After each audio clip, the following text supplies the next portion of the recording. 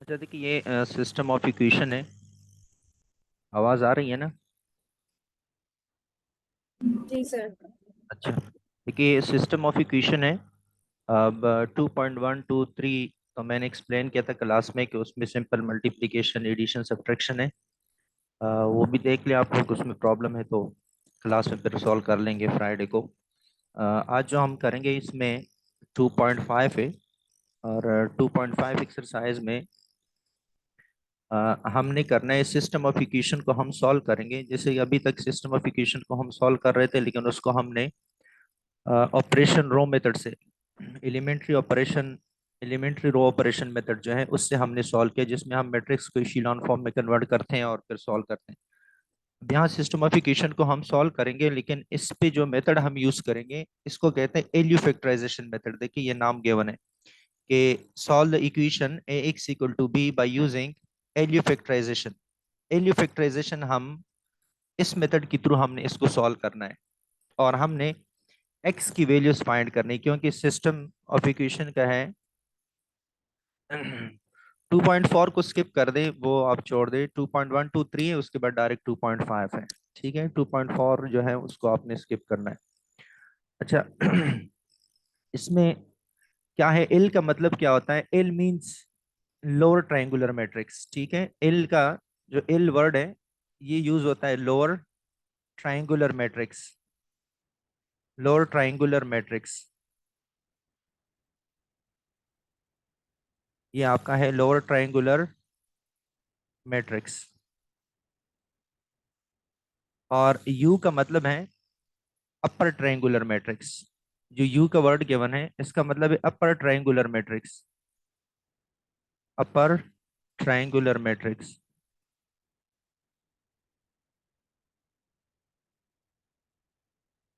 ये दो मैट्रिक्स होते हैं, इसमें दो मैट्रिक्स जो होते हैं, एक अपर ट्रायंगुलर मैट्रिक्स है, एक लोअर ट्रायंगुलर मैट्रिक्स है। और ये तो आपको पता होगा कि अपर ट्रायंगुलर का मतलब क्या होता है और लोअर का मतलब ये होता है कि डायगोनल के नीचे, देखिए ये डायगोनल्स है, डायगोनल के नीचे अगर नॉन जीरो है तो ये आपका लोअर ट्रायंगुलर है। अगर डायगोनल के नीचे नॉन जीरो है तो लोअर ट्रायंगुलर है। अगर डायगोनल के ऊपर नॉन जीरो है, देखिए डायगोनल के ऊपर नॉन जीरो है, तो ये फिर अपर ट्रायंगुलर है। ठीक है, जिस तरफ नॉन जीरो होगा वही ट्रायंगल होगा, लेकिन सारे एलिमेंट्स डायगोनल के नीचे जीरो होने चाहिए, डायगोनल के ऊपर जीरो होने चाहिए। जैसे कि यहाँ पे ये मैट्रिक्स है, ये देखिए इसको डायगोनल के ऊपर ये सारे एलिमेंट्स जीरो हैं। अगर इसमें एक भी नॉन जीरो होता है, इसमें एक भी नॉन जीरो होता, तो इसका मतलब है कि फिर वो आपका ना अपर ट्रायंगुलर मैट्रिक्स से नो लोअर है। या जैसे कि ये मैट्रिक्स है, इसमें अगर ये नीचे वाले में एक भी नॉन जीरो होता तो फिर इसका मतलब है फिर ये जरूरी नहीं कि फिर वो आपका ट्रायंगुलर मैट्रिक्स हो। लेकिन इसमें अगर एक दो जीरो भी हो जाए, नो इशू। अगर इसको जीरो करें, इसको जीरो करें, कोई प्रॉब्लम नहीं है, इसको जीरो करें, लेकिन बाकी नॉन जीरो है, एक या दो भी नॉन जीरो है तो ट्रू है। ठीक है, जरूरी नहीं कि सारे नॉन जीरोज हो, लेकिन जो डायगोनल के नीचे या ऊपर एलिमेंट्स होंगे जीरोज, वो सब जीरोज ही होने चाहिए।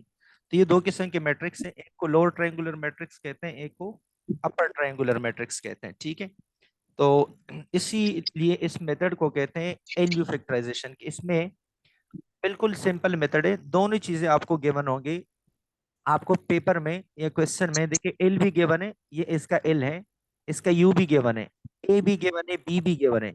हमने फाइंड क्या करना है, सिर्फ एक्स फाइंड करना है, क्योंकि क्वेश्चन में है A X is equal to B. X को आप फाइंड करें, और एक्स को आपने किस मेथड से फाइंड करना है, वो आपने फाइंड करना है एलयू फैक्टराइजेशन मेथड से। ठीक है, तो इसके लिए हमने ये एलयू फैक्टराइजेशन मेथड हमने सिर्फ और सिर्फ इसी के लिए यूज करना है। ठीक है, तो बिल्कुल सिंपल है, एर है और यू है, दो फॉर्मूलेज इसमें यूज होते हैं। उस दो फॉर्मूले के थ्रू हमने पूरी सिस्टम को सॉल्व करना है। तो फिर एक्सप्लेन कर रहा हूँ। एल फैक्टराइजेशन में एल का जो वर्ड है इसका मतलब है लोअर ट्रायंगुलर मैट्रिक्स। यू जो वर्ड है इसका मतलब है अपर ट्रायंगुलर। लोअर ट्रायंगुलर वो मैट्रिक्स होता है जो डायगोनल के नीचे नॉन जीरो होते हैं, और अपर ट्रायंगुलर वो मैट्रिक्स होता है जिसमें डायगोनल के ऊपर नॉन जीरो होते हैं। डायगोनल के ऊपर और डायगोनल के नीचे, बस जिस तरफ नॉन जीरो होंगे वही आपका मैट्रिक्स होगा। जिस तरफ नॉन जीरो होंगे वही आपका मैट्रिक्स। अगर अप नॉन जीरो है तो वो अपर ट्रायंगुलर मैट्रिक्स है, अगर लोअर नॉन जीरो है तो वो लोअर ट्रायंगुलर मैट्रिक्स है।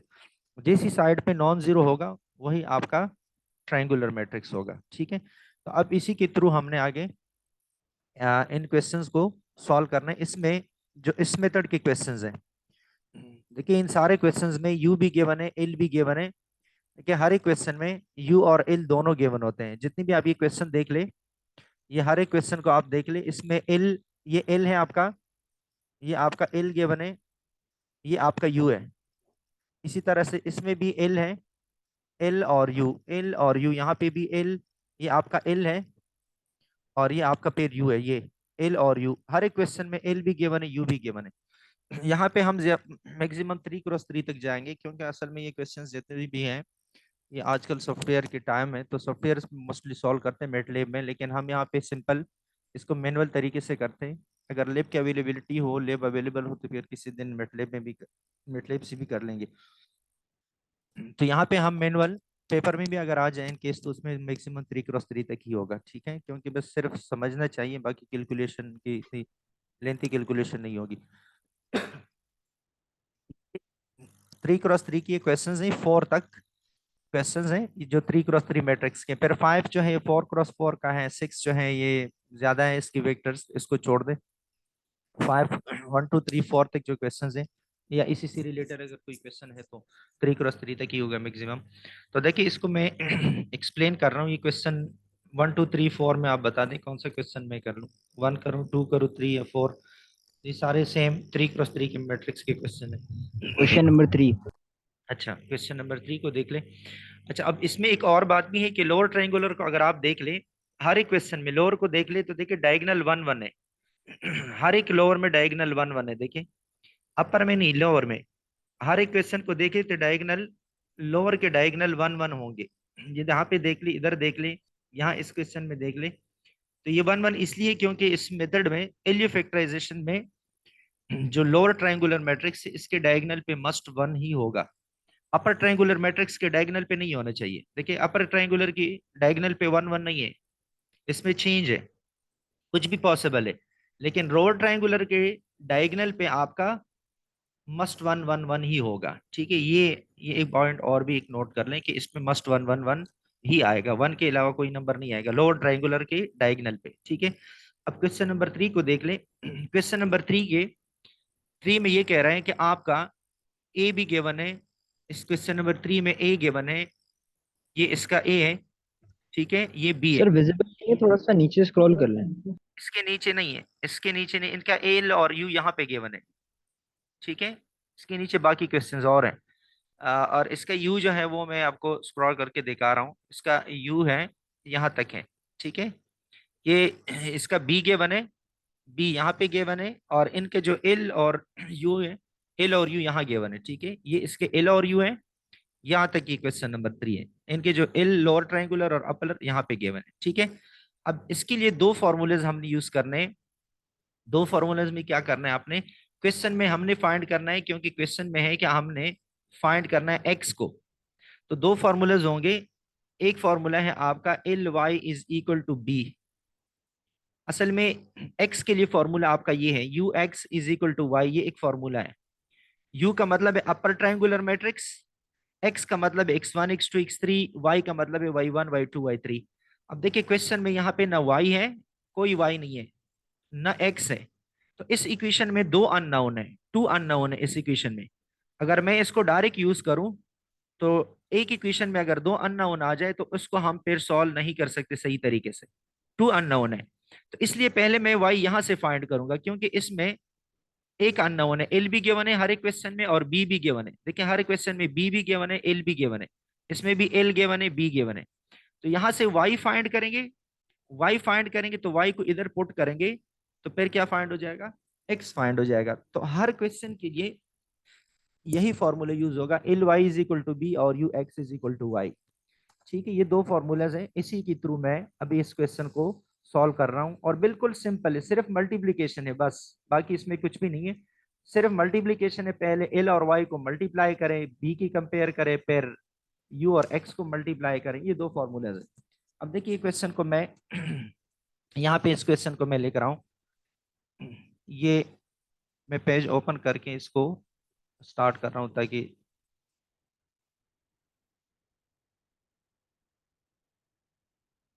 अब देखिए ये क्वेश्चन है, इसमें है हमारा जो फॉर्मूला है, डायरेक्ट मैं फॉर्मूला यूज कर रहा हूँ। दो फॉर्मूले है हमारे पास। एक फॉर्मूला है हमारा L Y is equal to B.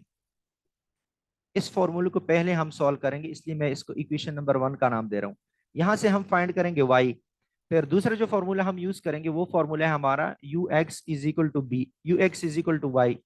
जो वाई हमने ऊपर फाइंड किया वो वाई हम यहाँ पुट करेंगे, और उसकी वजह से और उसके रिस्पेक्ट से हमारे पास एक्स की वैल्यू आ जाएगी। ठीक है। तो अब देखिए इक्वेशन नंबर 1 को मैं सॉल्व कर रहा हूँ। बिल्कुल सिंपल है। L Y is equal to B. बिल्कुल simple, L Y is equal to B. अब क्वेश्चन में एल गिवन है। देखिए क्वेश्चन में एल मींस लोअर ट्रायंगुलर, तो देखिए ये लोअर ट्रायंगुलर क्वेश्चन में गिवन है ऑलरेडी। ठीक है, ये लोअर ट्रायंगुलर मैट्रिक्स, ये क्वेश्चन नंबर 3 का लोअर ट्रायंगुलर है। तो ये है 1 0 0 -2 1 0 3 -1 1, 1 0 0 -2 1 0 और 1 0 0। इसको मैं लिख रहा हूँ, एल की वैल्यू है 1 0 0 -2 1 0, और नेक्स्ट जो वैल्यू है वो है 3 -1 और 1। ठीक है, तो ये है 3 -1 और 1, 3 -1 और 1, और इसके बाद y -1 और 1, और इसके बाद y की वैल्यू है, y की वैल्यू क्या होगी, y मींस जितने कॉलम होंगे इतने वेरिएबल लगाएं, वेरिएबल्स लगा दें अपनी तरफ से। y1, y means y1, y2 और y3। ये आपका y आ जाएगा क्योंकि इसको हमने फाइंड करना है। और इज इक्वल टू बी है, तो b की वैल्यू क्वेश्चन में ऑलरेडी गिवन है। देखिए b की वैल्यू है 606, ये b की वैल्यू है क्वेश्चन में, 606 b की वैल्यू। ठीक है, तो इसको भी मैं पुट कर रहा हूँ, 606, 6 0 और 6। अब ये 6 है। ठीक है, देखिए बिल्कुल सिंपल। जैसे पहले हम क्वेश्चन सॉल्व करते थे थर्ड नंबर रो से, जिसको बैकवर्ड सब्सटीट्यूशन कहते हैं, अब यहाँ पे हम यूज करेंगे फॉरवर्ड सब्सटीट्यूशन से। सिर्फ ये डिफरेंस है कि यहाँ पे हम फॉरवर्ड सब्सटीट्यूशन, इसका मतलब है कि ये first row, first column y1 है, सेकंड y2 है, थर्ड y3 है। इस y1 y2 y3 का ये मतलब है कि पहला y1 है, दूसरा y2 है और फिर y3 है। ठीक है, यहाँ लिख ले या यहाँ लिख ले। तो इस रो नंबर 1 को हम कैसे लिख सकते हैं, देखिए अब इसको लिख लें, बिल्कुल इजी। रो नंबर 1 को मैं लिख सकता हूँ y1 1y1, क्योंकि ये 0y2 और ये 0y3, तो 1y1 इज इक्वल टू 6, ये 6 की इक्वल है, तो इज इक्वल टू 6। ये एक आंसर आ जाएगा। यहाँ पे अपर से स्टार्ट करना है, फॉरवर्ड सब्सटीट्यूशन इसको कहते हैं। इससे पहले इसी लॉन में हम क्या करते थे, डाउन से स्टार्ट करते थे, उसको बैकवर्ड सब्सटीट्यूशन कहते हैं। अब रो नंबर 2 पे आ जाए। देखिए इस रो नंबर 2 को हम कैसे लिख सकते हैं, रो नंबर 2 का मतलब है -2y1 +1y2 +0y3 और इज इक्वल टू 0। तो ये मैं लिख रहा हूं 1y1, सॉरी -2y1 +1y2 और इज इक्वल टू 0। अब इसमें y1 की वैल्यू लगाएं। y1 की वैल्यू क्या है, -2, एंड टू y1 की वैल्यू है 6, क्योंकि ये ऊपर मैंने फाइंड किया। देखिए ये y1 की वैल्यू ऑलरेडी है, और +y2 इज इक्वल टू 0, या y2 इज इक्वल टू -12 हो जाएगा। -12 दूसरी साइड पे शिफ्ट करे तो y2 इज इक्वल टू आ जाएगा आपके पास 12, तो y2 की वैल्यू आ जाएगी 12। अब इसके बाद रो नंबर 3 को सॉल्व करें। ये रो नंबर 3 है, इसको मैं कैसे सॉल्व कर सकता हूँ, देखिए ये रो नंबर 3 है। रो नंबर 3 को हम लिखेंगे 3y1 -1y2, रो नंबर 3 3y1 -y2 और +1y3 या y3 लिख ले डायरेक्ट, और इज इक्वल टू किस चीज की इक्वल होगा, इज इक्वल टू ये भी 6 की इक्वल है। अब इसमें वैल्यूज पुट करें, 3y1, y1 की वैल्यू है 6, -y2, y2 की वैल्यू है 12, और +y3 हमने फाइंड करना है, और ये इज इक्वल टू 6 आ जाएगा। ठीक है, तो ये 18 हो जाएगा, 18 -12 से आ जाएगा 6। 6 को जब दूसरी साइड पे शिफ्ट करेंगे तो y3 की वैल्यू आ जाएगी 6, -6 मीन 0।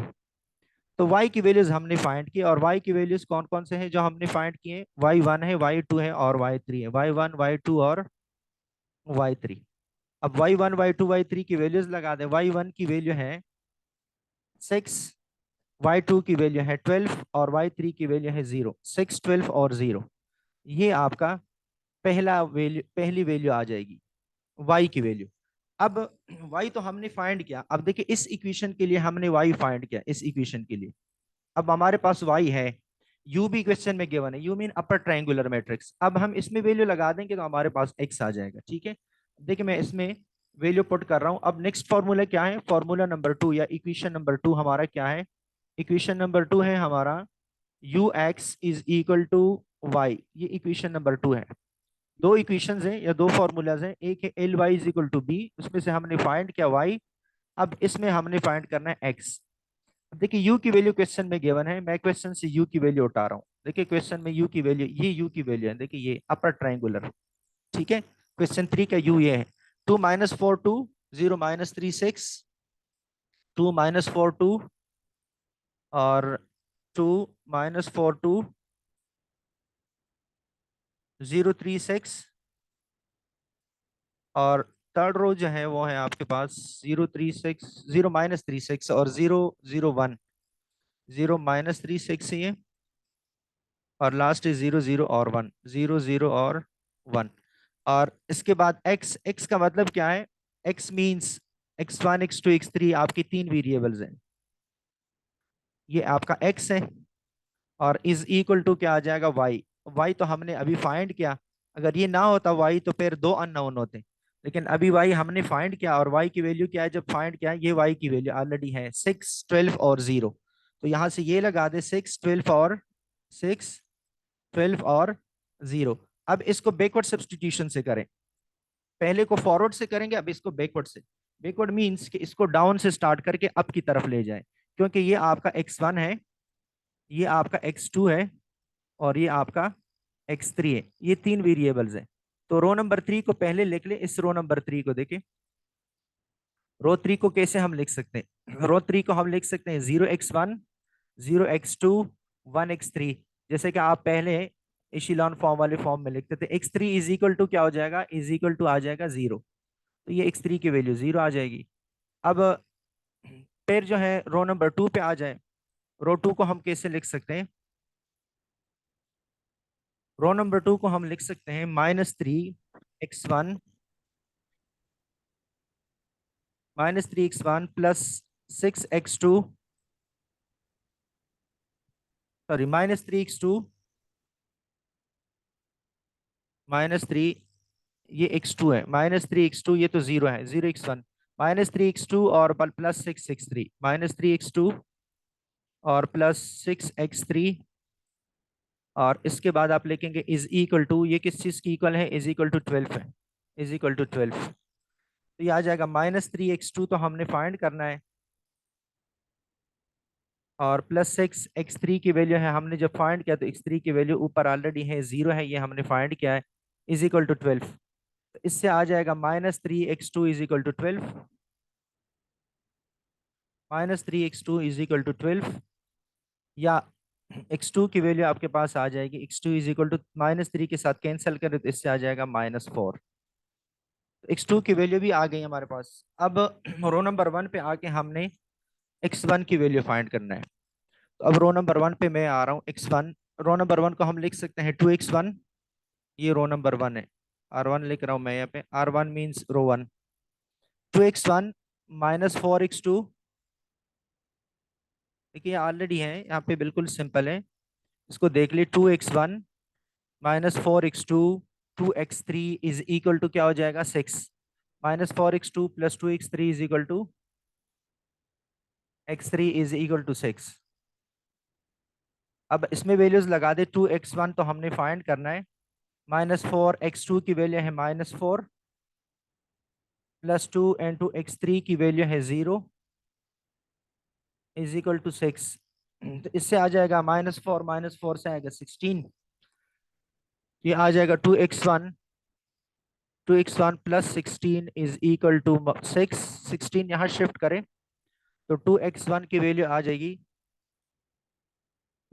की वैल्यू आ जाएगी 2 x1 इज इक्वल टू -10, या x1 के साथ इसको कैंसिल करें तो x1 की वैल्यू आ जाएगी -5। तो ये हमारा आंसर हो जाएगा। आंसर ऐसे लिख लेंगे कि x is equal to x1 ये आपका लिखेंगे x1 x2 और x3। x1 की वैल्यू है -5, -5, x2 की वैल्यू है -4 और x3 की वैल्यू है 0। तो ये आपका फाइनल आंसर आ जाएगा। ठीक है। मैं इसको दोबारा भी एक्सप्लेन कर रहा हूँ।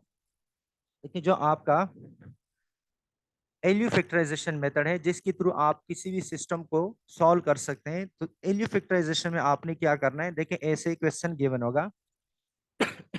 सिस्टम में आपके पास ये गिवन होगा कि A X is equal to B है। ये पूरा आपका क्वेश्चन स्टेटमेंट, ये सब चीजें गिवन होंगी। A X is equal to B, और इसके बाद जो है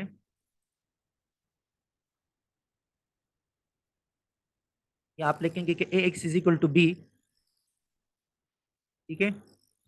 जैसे कि यहाँ पे अभी प्रेजेंट है, ये आपका ए भी गिवन है क्वेश्चन में, बी भी गिवन है, ए भी गिवन है आपके पास, बी भी गिवन है। ये जो ट्रायंगल है, ये देखिए डायगोनल की नीचे नॉन जीरो है। डायगोनल की नीचे नॉन जीरो का मतलब है कि ये आपका लोअर ट्रायंगुलर है। इसको आप खुद खुद ब खुद लिखेंगे, ये आपका एल होगा। डायगोनल की ऊपर जो है ये आपका नॉन जीरो है, तो इसका मतलब ये अपर ट्रायंगुलर है। अपर मींस ऊपर। अब अगर नॉन जीरो है तो अपर ट्रायंगुलर है, अगर डायगोनल की नीचे नॉन जीरो है तो लोअर ट्रायंगुलर है। ये क्वेश्चन में गिवन होगा। अब देखिए ये डायगोनल है, डायगोनल के ऊपर नॉन जीरो है, तो ये कौन सा है, ये अपर ट्रायंगुलर है यू। और डायगोनल के नीचे अगर नॉन जीरो है तो ये ट्रायंगल आपका है लोअर ट्रायंगुलर एल। ये हर क्वेश्चन में गिवन है। देखिए हर क्वेश्चन में एल भी गिवन है और साथ साथ में आपका यू भी गिवन है, ये पूरा मैट्रिक्स। ठीक है। तो एल भी गिवन है, यू भी गिवन है, बी भी गिवन है हर क्वेश्चन में। हमने फाइंड क्या करना है, हमने सिर्फ और सिर्फ फाइंड करना है एक्स की वैल्यूज, क्योंकि ये क्वेश्चन में कि आप X equal to B find करें, एक्स सॉल्व करें। इसको सॉल्व मीन्स कि एक्स की वेरिएबल्स की वैल्यू फाइंड करें। तो आपके पास दो फॉर्मूलाज हैं, ये मैं फिर दोबारा भी एक्सप्लेन कर रहा हूँ, कोई स्टूडेंट्स की एंट्री लेट हो गई है क्लास में तो वो भी सुन लें। देखिए दो फॉर्मूलेज हैं हमारे पास। एक फॉर्मूला है L Y is equal to B, एक ये फॉर्मूला है। और एक है हमारे पास U X is equal to Y. हमारे पास जो मेन फॉर्मूला है वो ये वाला फॉर्मूला है, U X is equal to Y, ये फॉर्मूला। ये हमारे काम का फॉर्मूला है, क्योंकि हमने क्या फाइंड करना है, एक्स। तो एक्स इस फॉर्मूले में आ रहा है। अब इसमें देखिए दो अननोन है। एक तो हमारे पास एक्स है, एक्स क्वेश्चन में गिवन नहीं है। देखिए एक्स अननोन है, x means x1 x2 x3 की वैल्यूज हमारे पास नहीं है। और एक जो है वाई, वाई भी क्वेश्चन में नहीं है। देखिए बी है, ए है, एल है, यू है, कोई वाई नहीं है क्वेश्चन में। तो इस सिर्फ सिर्फ यू गिवन है। इस इक्वेशन में सिर्फ यू है आपके पास, एक्स भी अननोन है, वाई भी अननोन है। तो एक इक्वेशन में अगर आपके पास दो वेक्टर्स अननोन आ जाए तो उसको आप सॉल्व नहीं कर सकते। तो इसलिए हम पहले इस इक्वेशन को सॉल्व करने से पहले, कि मैं पहले इस इक्वेशन को सॉल्व करूं इसको, इससे पहले क्या करूंगा, मैं इस y को फाइंड करूंगा। तो ये y भी आ जाएगा मेरे पास, u भी ऑलरेडी है क्वेश्चन में। तो y और u जब आ जाए दोनों, तो x इजिली आप फाइंड करेंगे। तो इस y को फाइंड करने के लिए आप पहले इस इक्वेशन का हेल्प लेंगे। ये हेल्पिंग इक्वेशन है, इसका हेल्प लेके आप यहां से y फाइंड करेंगे। y के लिए क्या है, देखिए l गिवन है, ये आपका l है हर क्वेश्चन में। ये लोअर ट्रायंगुलर मैट्रिक्स है, ये गिवन है, ये पूरा मैट्रिक्स है। अच्छा सिर्फ ये नहीं, ये पूरा एल है। लोअर ट्रायंगुलर मैट्रिक्स आपका एल हो गया, ये गिवन है। वाई हमने फाइंड करना है और बी भी गिवन है। देखिए हर क्वेश्चन में बी और एल गिवन है, यू गिवन है।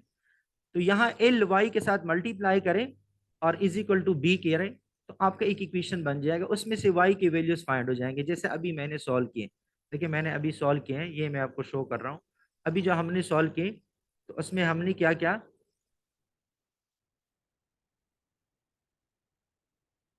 ये इसमें हमने क्या क्या, ये दो इक्वेशन मैंने सॉल्व किए, L Y is equal to B और U X is equal to Y, ये दो। पहले मैंने इस L Y is equal to B को सॉल्व किया। देखिए एल वाई, तो एल भी मेरे पास क्वेश्चन में गिवन है, यू भी क्वेश्चन में गिवन है। ये मैंने एल की वैल्यू लगाई, ये वाई की वैल्यू मैंने लगाई है। तो ये पूरी वाई की और एल की वैल्यू लगा के मैंने इज इक्वल टू, और ये बी भी मैंने, ये बी की वैल्यू भी मैंने उठाई है कहाँ से, बुक से, क्वेश्चन से। तो इसको हमने मल्टीप्लाई किया। जब मल्टीप्लाई किया तो इसमें क्या करें, पहले रो नंबर वन से स्टार्ट ले। देखे रो नंबर वन, रो वन से आप पहले स्टार्ट ले। ठीक है, ये रो नंबर वन में पहले आपको बता रहा हूँ, ये आपको सारी चीजें गिवन है। ये क्वेश्चन में, ये क्वेश्चन में गिवन है।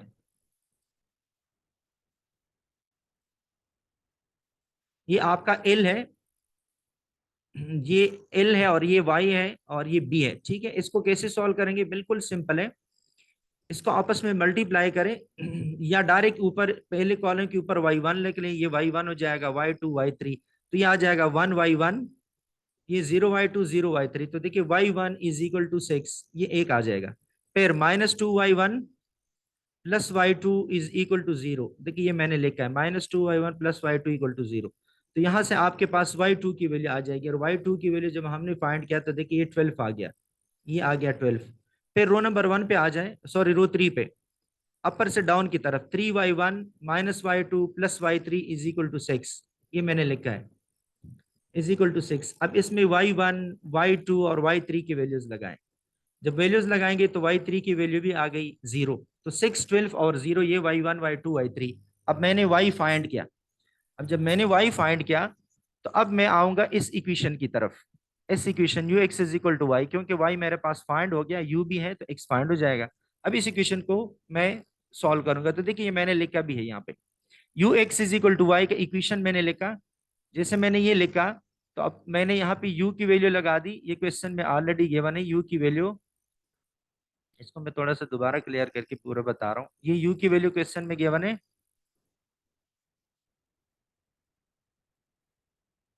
सिंपल सिर्फ कंपेयर करना है और मल्टीप्लाई करना है, बाकी इसमें कुछ भी नहीं करना है, इतना डिफिकल्ट कोई खास बात नहीं है इसमें।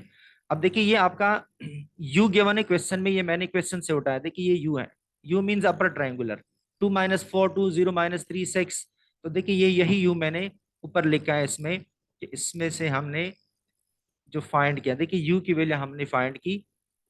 अब u मैंने लिखा है यहाँ पे, ये u की वैल्यू है, इसके साथ साथ ये x की वैल्यू और ये भी। अब कंपेयर करें, अब डाउन से स्टार्ट करें, तो डाउन से स्टार्ट कर देखिए zero X one zero X two, तो ये हो जाएगा X three is equal to zero, तो देखिए मैंने लिखा X three equal to zero, ये मैंने लिख दिया X three equal to zero. अब दूसरे पे आ जाए, minus three X one sorry minus three X two plus six six three is equal to twelve, तो देखिए ये लिखा है मैंने minus three X two plus six six three is equal to twelve. इसमें एक्स थ्री की value लगाएं, X three की वैल्यू है जीरो, तो minus three X two is equal to twelve, minus three को ट्वेल्व के साथ कैंसिल करें, इसको कैंसिल करें तो इससे आ जाएगा माइनस फोर, ये एक्स टू की वैल्यू आ गई। अब इसके बाद जो है हम आएंगे रो नंबर वन की तरफ, अब रो नंबर वन पे आ जाए, रो नंबर वन क्या है, two X one minus four X two plus two X three is equal to six, two X one minus four X two plus two X three is equal to six, ये आपका equation आ गया। Two X one minus four X two की value क्या है, X two की value हमारे पास ऑलरेडी है माइनस फोर है, देखिए यहाँ से माइनस फोर लगाए एक्स टू की वैल्यू। एक्स थ्री की वैल्यू भी हमने फाइंड की है, जीरो है, यहाँ से जीरो लगा दे क्योंकि ये मैंने फाइंड किए जीरो, देखिए ये जीरो है। तो इसको जब सॉल्व करेंगे तो इससे आ जाएगा सिक्सटीन, ये सिक्सटीन यहाँ शिफ्ट करे तो प्लस सिक्सटीन आएगा, सर माइनस सिक्सटीन आ जाएगा, सिक्स माइनस सिक्सटीन से आएगा माइनस टेन, टू से कैंसिल करे माइनस फाइव आएगा। तो एक्स की वैल्यू आ जाएगी X one X two X three, और ये वैल्यूज लगा दे माइनस फाइव और माइनस फोर और जीरो, ये आपका फाइनल आंसर आ जाएगा। इतना ही है, सिर्फ दो दफा मल्टीप्लाई करना है, एक दफा L Y is equal to B को कंपेयर करें, सॉल्व करें, फिर वाई की वैल्यू फाइंड करने के बाद U X is equal to Y का कर लें, तो ये दो वैल्यूज आपके पास आ जाएंगी एक्स और वाई के, और एक्स आपका मेन अचीवमेंट है तो एक्स ही आपका आंसर होगा। अब मैं जिसका कोई क्वेश्चन है तो पूछ लें, जहाँ प्रॉब्लम है या समझ आ गया है तो बताएं। आ गया सर समझ। क्लियर है? Yes sir. ठीक है, मैं अटेंडेंस ले रहा हूँ, क्योंकि ये दोबारा जब स्टॉप हो जाएगा तो